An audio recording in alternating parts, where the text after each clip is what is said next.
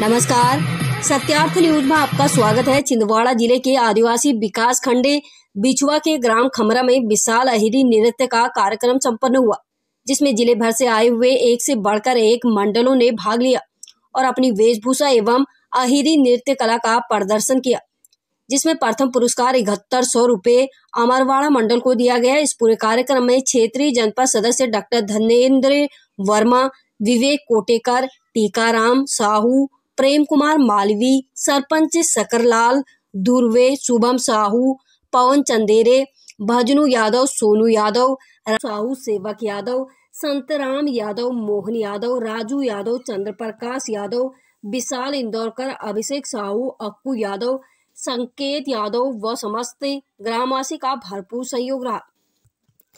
छिंदवाड़ा से संवाददाता ज्ञानेंद्र इंदौरकर की रिपोर्ट। समान पूर्वक कर्तव्य स्वीकार किए जाएंगे।